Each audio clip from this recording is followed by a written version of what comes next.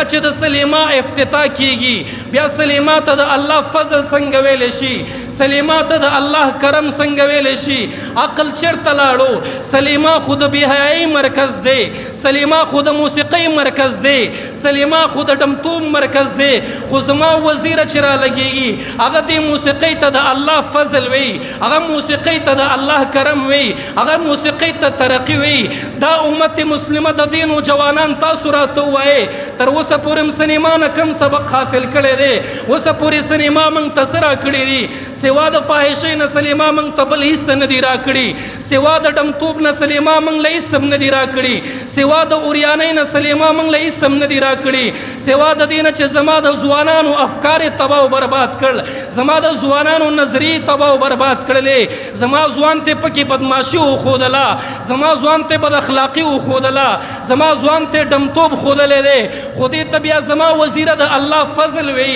دې ته د الله احسان وی دې ته د الله کرم وی چې ته د شرابو کارخانه جوړیږي دا به د الله فضل وی چې ته د سود دپاره ځای جوړیږي دا به د الله فضل وی د ډانس او د ګډام مرکز جوړیږي دا به د الله فضل وی د ځوانانو د تباهۍ دپاره به آلات برابریږي دا به د الله فضل وی یاد وساتئ دا د الله فضل نه دی دا د الله کرم نه دی د الله فضل قرآن دی د الله فضل د پیغمبر احادیث دی د الله فضل اسلام دی د الله فضل شریعت دی قل بفضل الله وبرحمته فبذلك فليفرحوا قرآن چې فضل وی قرآن ته ویلی دی قرآن چې رحمت وی قرآن ته ویلی دی خو افسوس کے ساتھ قرآن نسو خبرم نه دی د قرآنی احکامو نه خبرم نه دی قرآن وی سود ناروا دی د الله سره د جنگ اعلان دی منګه علل اعلان کو لګیایو د قرآن احکام د خپلان دی پیمال لی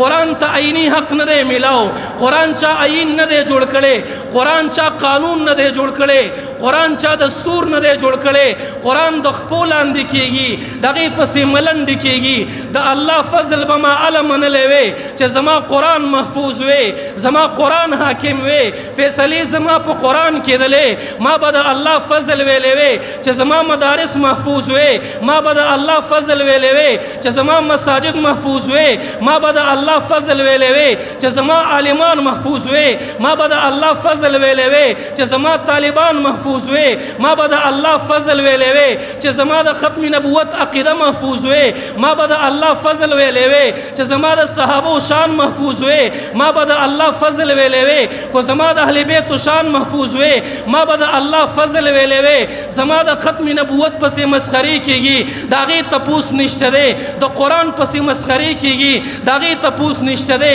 صحابه ته کنځلي کیږي د صحابه د شان ګستاخی کیږي داغه بی عزت کیږي داغه بی حرمت کیږي دلته د الله فضل چرته دی دلته د الله احسان چرته دی یاد وساتئ کو سلیما ته د الله فضل وای سلیما ته د الله احسان وای تاسو توای ما د الله عذاب له دعوت مو ورکوي د الله قهر له دعوت مو ورکوي د الله غصې له دعوت مو ورکوي دا خزان له لعنت دی دا خزان له د الله قهر دی چې زمان مشران خزي دي امام الانبیاء ویلیو هغه قوم نشي کامیابېدلی هغه قوم ترقی نشي کولی هغه خپل مقام ته نشي رسېدلی هغه خپل مقصد ته نشي رسېدلی هغه قوم خوشحالي نشي کتلی چې د کوم قوم مشره ښځه جوړه ده نن د هرې پارټۍ مشره ښځه جوړه ده زما په سټیجونو باندې ښځې ناستې دي زما په جلسو کې ښځې ګډېږي زما د ښځو د سر نه لوپټې ګزارې شوې بیا د ترقۍ په تمه یما بیا د خوشحالۍ په تمه یما